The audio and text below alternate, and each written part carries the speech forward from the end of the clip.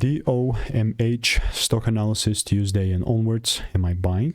Covering all that in the short 1-minute video, so watch till the end. I'm looking at the Dominari Holdings, and it's actually looking quite juicy and quite sick.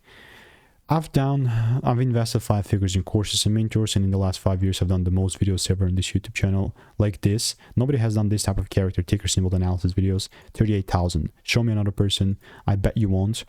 But with DOMH, if the price does pull down and it does show me like a shift in all the intricacies that I also want to see, that's when I'm gonna still keep longing, you know. But it's a 5-minute chart, and 5 minutes, for example, like a 1-minute confirmation could occur.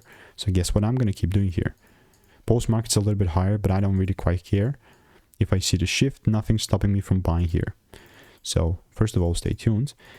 And if you want to make more money trading in a simple and lean way, click the first link in the description. That's a free newsletter. Goodbye.